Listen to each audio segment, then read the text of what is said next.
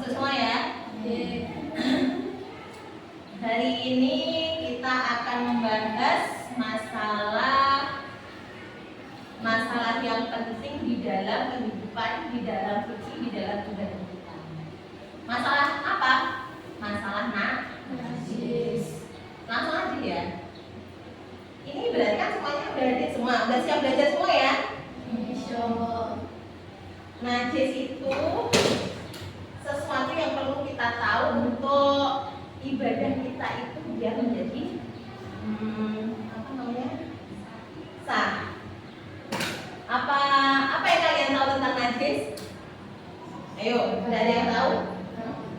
Perkara yang kotor, pintar. Yang lain? Perkara yang menjijikkan, pintar. Najis terbagi menjadi berapa? Tiga. Apa saja?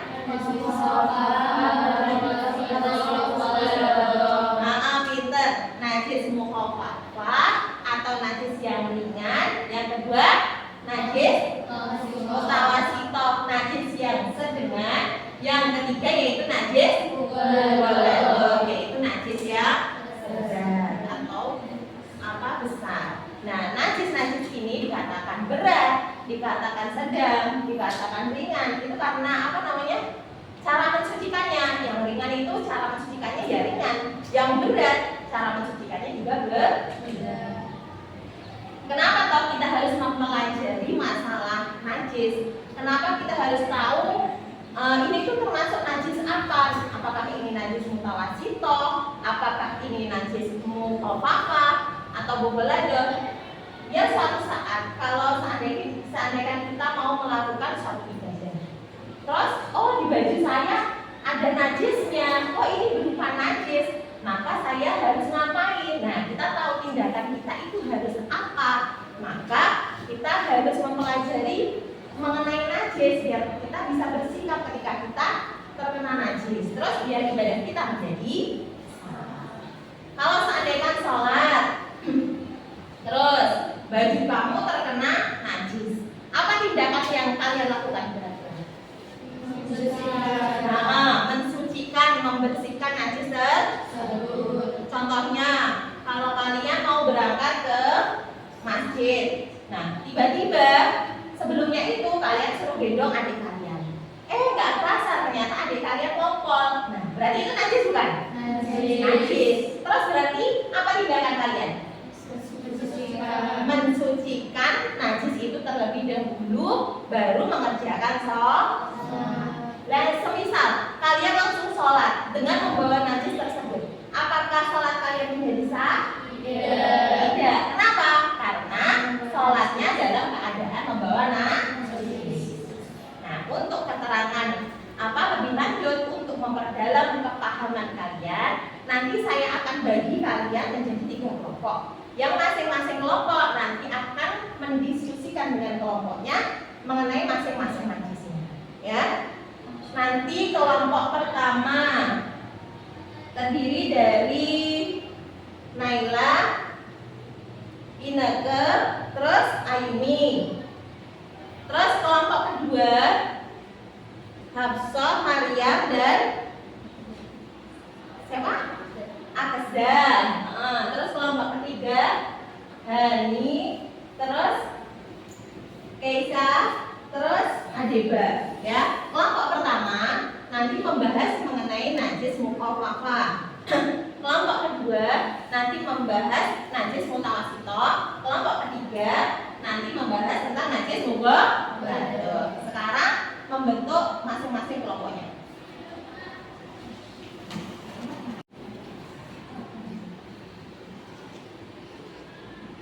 Nanti didiskusikan apa macam-macamnya, yang termasuk najis mukhafafah, cara mensucikannya bagaimana, gitu ya.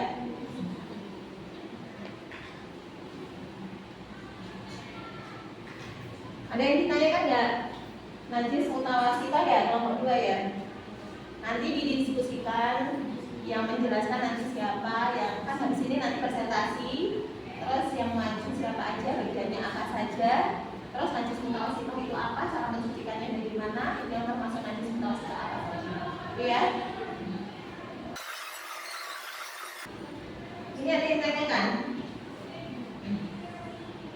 najis mughalladha.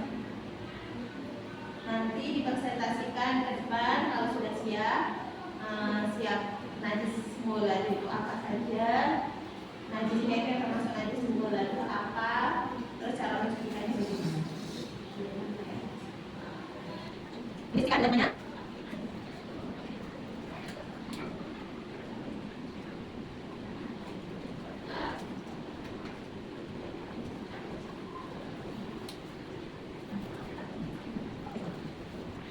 Kelompok 2, kelompok 3. Sekarang kita akan mulai presentasinya mulai dari kelompok 1. Silakan kelompok 1 maju ke depan.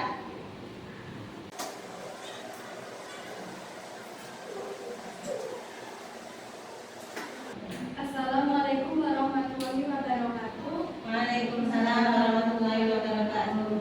Kami dari kelompok 1 akan menyampaikan tentang najis mukhafafah. Najis mukhafafah. Terus adalah najis yang ringan dan najis mukhafafah adalah air kencing yang dari laki-laki yang belum berumur 2 tahun, orang yang belum makan agak keras. dan minum apapun selain air asin. Terus Najis ini yang tidak perlu dicuci dengan berkali-kali, cukup dibersihkan dengan air pada bagian yang terkena najis.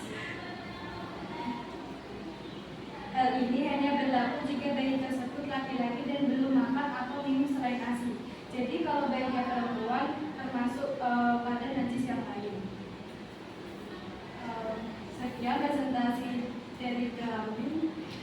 Kurang lebihnya saya mohon maaf. Wassalamualaikum warahmatullahi wabarakatuh. Waalaikumsalam warahmatullahi wabarakatuh. Ya, bagus. Ada pertanyaan untuk kelompok 1? Ya, dari kelompok 3, silakan.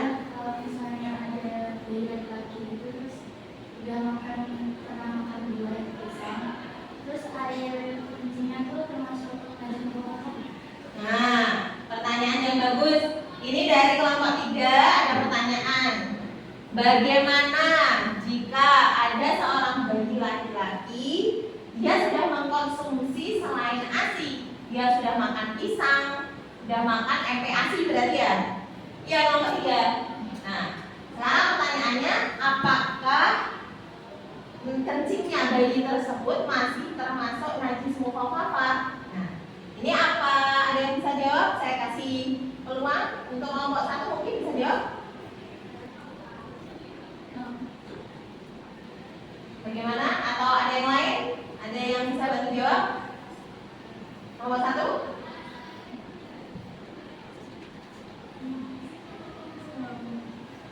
Nggak bisa.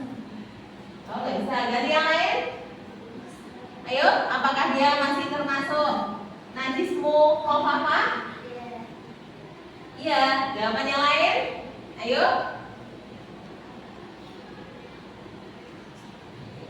Nah, salah saya jawab berarti. Apakah air kencing bayi tersebut masih termasuk najis mukhafafah? Jawabannya tidak. Kenapa? Karena yang termasuk najis mukhafafah tadi hanya kencingnya bayi laki-laki yang belum berumur 2 tahun, terus belum minum apa-apa kecuali ASI, berarti belum makan apa-apa juga pokoknya selain ASI. Berarti hanya ASI saja. Kalau dia sudah MPASI, makanan pendamping ASI, berarti kencingnya nanti masuknya bukan di najis mukhafafah, tapi najis mutawassil. Paham? Ada pertanyaan yang lain? Cara mencucikannya tadi bagaimana?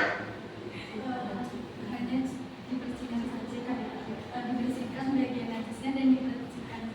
Dibersihkan pada bagian apa yang terkena najis. Paham? Nah, sekarang boleh duduk. Bagus presentasi dari kelompok 1. Sangat memahamkan. Sekarang kelompok 2 sudah siap? Nah, silakan.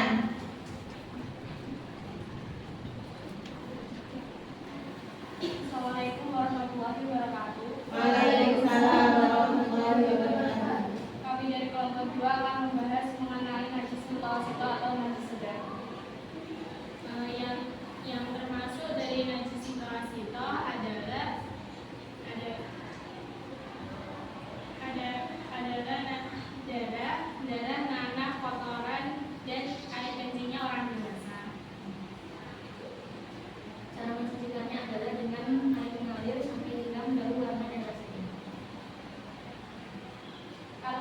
sudah hilang, maka tetap harus dibersihkan sampai hilang.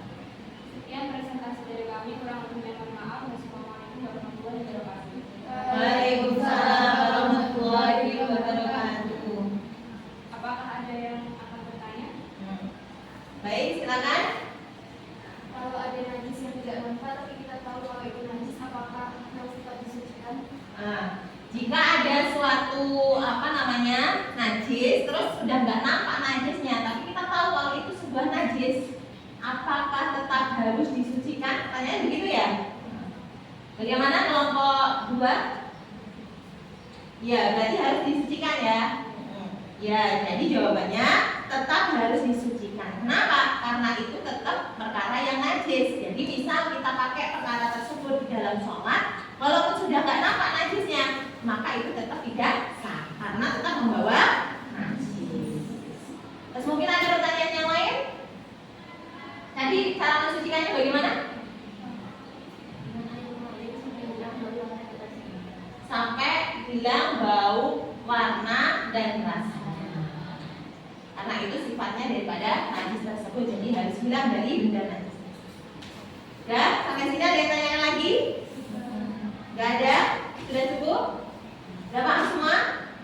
Oke, boleh duduk. Terima kasih ya.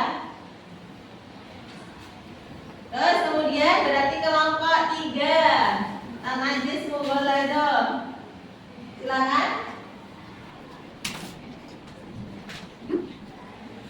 Assalamualaikum warahmatullahi wabarakatuh. Waalaikumsalam warahmatullahi wabarakatuh. Kami dari kelompok 3 akan membahas mengenai najis mughalladah, yaitu najis yang berat. Contohnya adalah anjing dan babi, termasuk air liur, bulu, kotoran, dan air kencingnya. Cara mensucikannya adalah dengan basuh 7 kali, salah satunya dicampur dengan tanah atau debu yang suci. Ini sesuai dengan hadis baginda Rasulullah SAW tentang bersuci dari jeratan anjing. Sekian presentasi dari saya dan teman-teman. Wassalamualaikum warahmatullahi wabarakatuh. Waalaikumsalam warahmatullahi wabarakatuh. Apakah ada pertanyaan dari teman-teman? Pertanyaan, bukan pertanyaan. Siapa yang mau bertanya? Bagaimana jika peranakan dari kambing dan anjing? Apakah termasuk najis mughalladah? Ya, pertanyaannya sangat bagus. Jadi dari kelompok 2 bertanya mengenai najis mughalladah. Jika ada seekor kambing dan anjing, mereka mempunyai peranakan. Terus apakah hasil dari pernikahan anjing dan kambing tersebut anaknya itu masih termasuk najis mughalladah? Jawabannya bagaimana kelompok 3? Iya, karena ada anjingnya. Karena masih ada campurannya anjingnya. Berarti jawabannya masih termasuk najis mughalladah. Karena yang termasuk najis mughalladah tidak hanya langsung dari anjing dan babi saja, tapi peranakan dari anjing dan babi, walaupun itu dengan hewan yang halal, itu termasuk daripada najis mughalladah. Ada pertanyaan yang lain? Tadi cara mensucikannya bagaimana?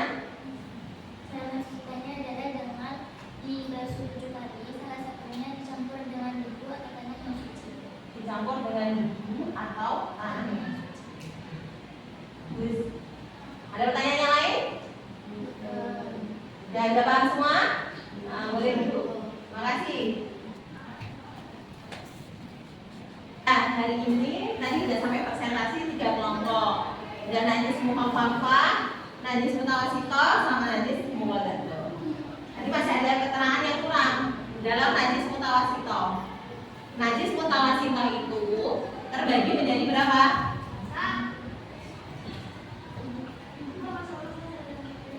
Ada berapa? 2. Yang pertama mutawasithah ainiyah. Yang kedua mutawasithah hukmiyah. Jadi terbagi menjadi 2. Ada kalanya ainiyah, ada kalanya hukmiyah. Apa bedanya dengan najis ainiyah yang mutawasithah yang ainiyah, dan apa bedanya dengan najis mutawasithah yang hukmiyah? Yang ainiyah ini adalah najis yang benda najisnya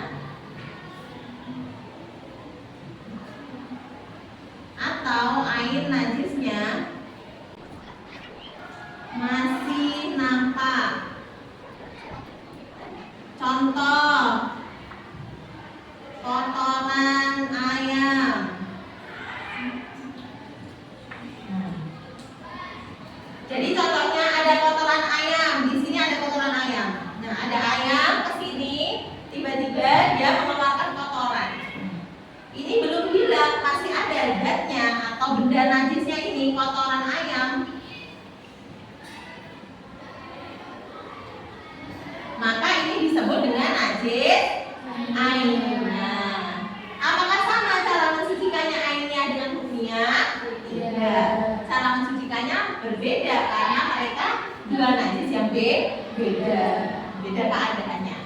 Maka cara mensucikannya yang pertama yaitu dihilangkan benda najisnya, kemudian dielap pakai kain yang basah. Kemudian untuk mempercepat dielap dengan kain yang kering. Kemudian baru disiram dengan air. Jadi pertama, kotoran ayam ini diapakan? Apakah langsung disiram dengan air? Tidak. Kalau seandainya kotoran ini langsung disiram dengan air, maka itu bukan malah mensucikan, tapi meratakan najis tersebut. Ya enggak? Jadinya kalau kotoran ayam ini masih ada, terus langsung disiram, nanti kira-kira jadinya gimana? Apakah langsung menjadi bersih? Tidak, tapi malah meratakan kotoran ayam ini ke sini, ya kan? Bukan malah menjadi suci atau bersih. Nah, yang pertama untuk mensucikannya adalah dihilangkan kotoran ayamnya ini terlebih dahulu. Diambil atau pakai apa, sapu bisa, atau pakai perkara yang lain untuk mensucikannya, membersihkannya bisa. Terus kemudian dipakaikan kain. Kalau seandainya di lantai begini nggak langsung disiram, nggak bisa langsung disiram, tapi dipakaikan kain yang basah, dilap dulu. Dan terus setelah itu baru dipakaikan, kan kalau nunggu sampai kering kelamaan, berarti dilap dulu pakai kain yang kering. Kemudian setelah itu baru disiram dengan air yang agak mengalir, bukan airnya yang sedikit saja, bukan, tapi agak mengalir. Paham sampai sini? Najis apa tadi? Mutawasithah ya? Selanjutnya yaitu najis mutawasithah yang hukmiyah. Ini bedanya apa dengan yang ainiyah? Bedanya kalau yang hukmiyah ini najisnya itu dia najis, tapi najisnya udah gak nampak. Jadi udah tidak ada bentuk najisnya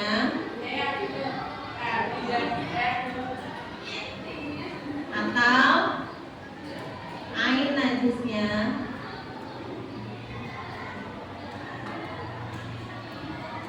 Berarti yang ada apa? Hanya bekasnya saja.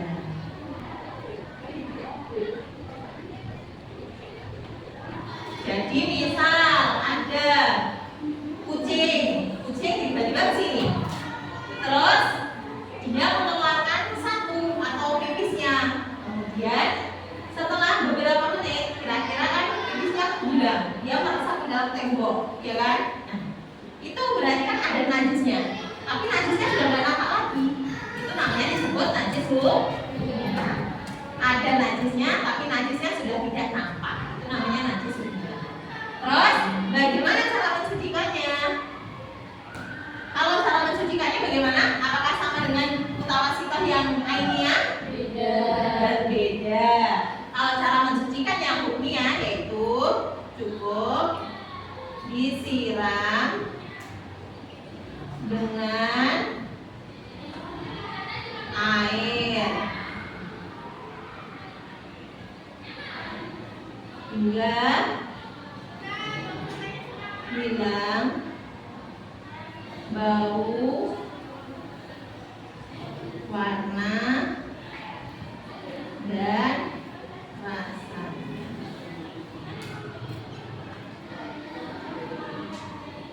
Jadi kalau mutawasithah yang hukmiyah ini, karena benda najisnya sudah tidak ada, maka cara mensucikannya yaitu cukup disiram dengan air hingga hilang bau, warna, dan rasa najis tersebut. Jadi tadi pipis kucing tadi, terus cara mensucikannya gimana? Apa temboknya langsung dipotong? Bukan, tapi kita ambil air, terus kita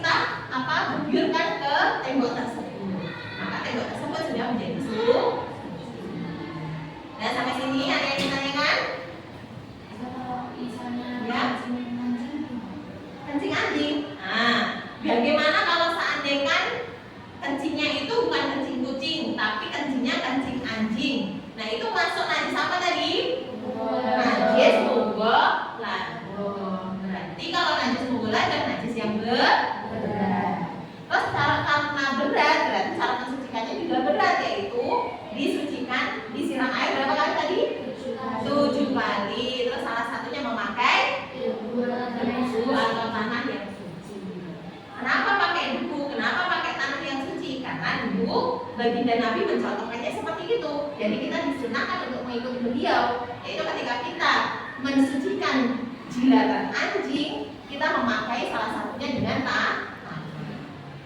Paham? Terus sekarang dicatat dulu ini, yang ada di papan tulis, dicatat dulu.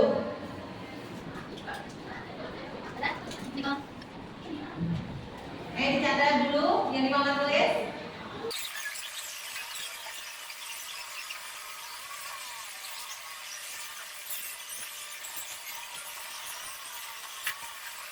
Sudah? Nah, sekarang sampai sini ada yang ditanyakan? Yang lain mungkin ada yang perlu ditanyakan dari najis-najis ini tadi? Nah, penting ya kita untuk mengetahui macam-macam najis, terus cara mensucikannya, ya kan? Karena kita dalam kehidupan kita sehari-hari memang banyak perkara yang yang nggak tahu, mungkin seperti darah itu najis nggak? Nah, itu kan ada di sekeliling kita juga. Nah, seandainya kan kita terkena hal tersebut, kalau kita nggak tahu itu sebuah najis, maka kita sholat dengan terkena darah, itu kan berarti nggak sah nanti sholatnya, ya. Terus mutawasitoh ainiyah sama hukumnya. Coba tadi diulang. Najis terbagi menjadi berapa tadi? Tiga. Apa saja?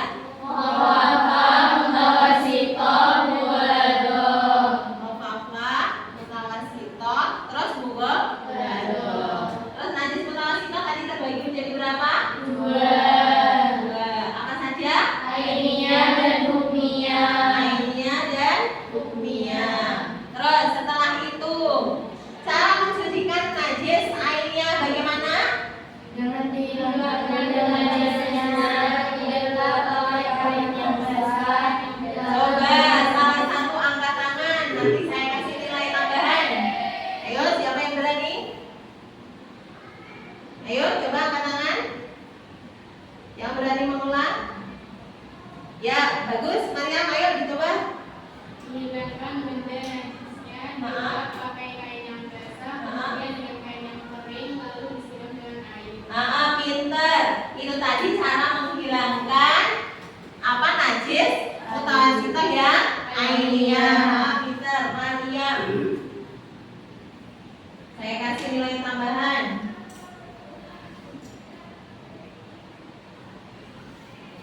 Yang lain, ayo sekarang ganti yang lain. Apa yang disebut dengan najis mutawasitoh yang ainiyah? Ayo. Siapa bisa angkat tangan? Saya kasih nilai tambahan lagi. Ayo. Ayo. Siapa? Ya, Adiba. Itu benda najis yang air najisnya masih tampak. Benda najis yang air najisnya masih tampak. Pinter. Saya kasih nilai tambahan. Siapa yang bisa ngasih contohnya? Adiba. Siapa yang bisa ngasih contohnya? Yuk. Ya, itu tuh. Kotoran ayam. Berarti cara mensucikannya gimana ini tuh? Dihilangkan najisnya, Heeh. lalu dilap dengan kain basah, Heeh. lalu dilap dengan kain kering, Heeh. kemudian disiram. Disiram dengan pakai air sehingga hilang apa? Dan sisanya. Air najisnya, baunya, warnanya dan rasanya. Pinter, Ineke.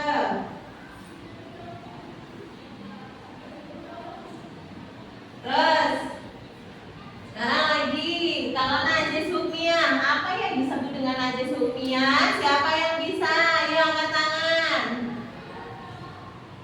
Ayo, saya kasih nilai tambahan. Yang hukmiyah. Ayo. Siapa yang berani? Angkat tangan. Ayo, Ayumi. Najis yang tidak ada bentuk najisnya atau air najisnya, tapi ada bekasnya. Jadi najis tapi nggak ada air najisnya, tapi ada bekas najisnya. Yang seperti apa contohnya? Yang lain? Ayumi. Contohnya hukmiyah tadi apa? Angkat tangan.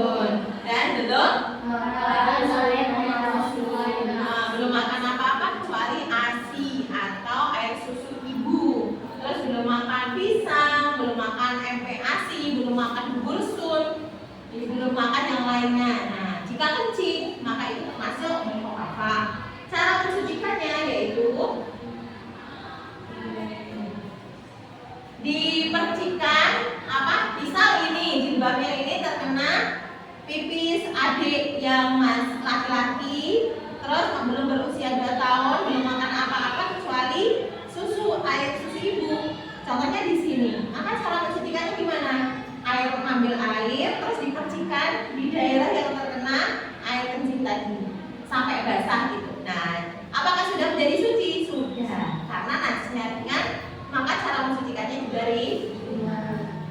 Begitupun dengan najis mughalladho. Kalau najis mughalladho tadi kan berat, berarti cara mensucikannya juga berat. Tadi najis apa mughalladho? Najis Yang berasal dari anjing dan babi. Jadi misal ada babi atau anjing kencing. Nah, itu gimana cara mensucikannya?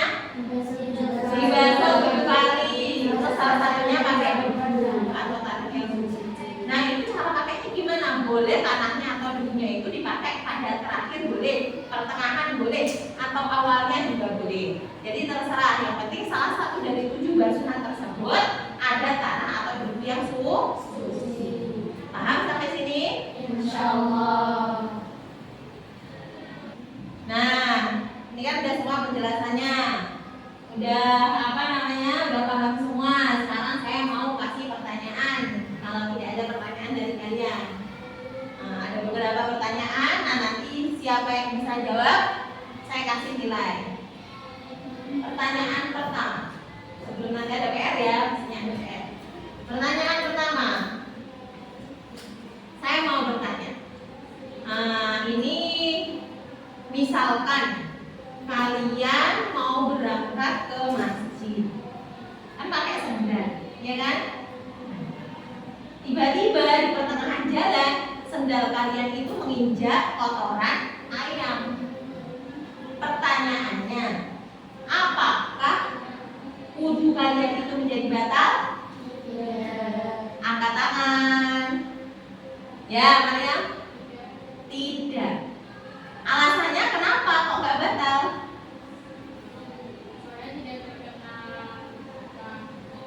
Tidak terkena kaki. Nah, kalau alasannya seperti itu berarti saya tanya lagi. Kalau seandainya yang terkena itu kaki, jadi kakinya yang menginjak tali ayam, apakah menjadi batal wudhunya? Ya, juga? Iya. Kenapa iya? Karena terkena kaki. Ada jawaban yang lain? Karena anggota bagian wudhu. Ada jawaban yang lain? Ayo. Ada jawaban yang lain? Ayo. Ada nggak? Saya tadi Maria, Keisha, Adeba.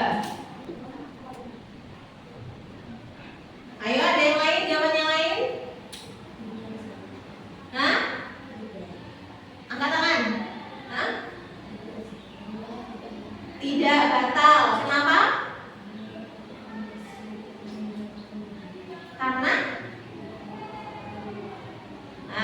karena tidak termasuk perkara yang membatalkan wudhu. Benar sekali. Jadi jawabannya tadi udah bagus semua. Udah berani semua, udah bagus jawabannya. Nah, jawaban yang tepat, tapi yang lebih tepat lagi yaitu jawaban Naila adalah tidak batal. Kenapa alasannya? Karena itu perkara yang tidak membatalkan wudhu. Jadi misal terkena najis kakinya, maka ketika mau sholat dihilangkan najisnya saja. Terus wudhunya apakah menjadi batal? Tidak. Karena perkara yang membatalkan wudhu ada berapa? Apa saja? 1, keluarnya sesuatu dari 2 jalan, yaitu kubur dan dubur. Terus bersentuhan kulit dengan laki-laki ajnabi. Terus apa lagi? Kehilangan akal. Terus apa lagi? Ya, kehilangan akal seperti tidur, mabuk, dan yang lainnya. Terus apa lagi? Apa lagi? Menyentuh kemaluan dengan telapak tangan bagian dalam. Dah ingat? Nah, berarti tidak membatalkan wudhu. Sampai sini ada yang ditanyakan lagi? Ini sekarang saya kasih tugas untuk dikerjakan di rumah. Nanti dikerjakan, minggu depan dikumpulkan ya.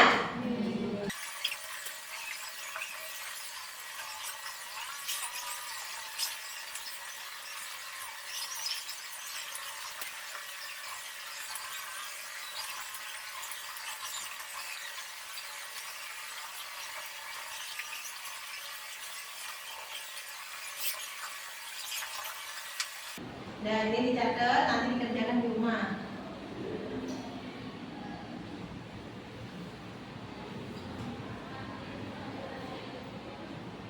Sudah? Nah, sebelum kita selesaikan pertemuan kita hari ini, alhamdulillah hari ini nanti kita sudah mempelajari banyak mengenai masalah najis-najis. Najis terbagi 3 tadi. Kalian sudah tahu semua, najis mukhafafah, muwaladah, mutawassithah. Ya kan? Terus berbagi perincian dan tata cara mensucikannya.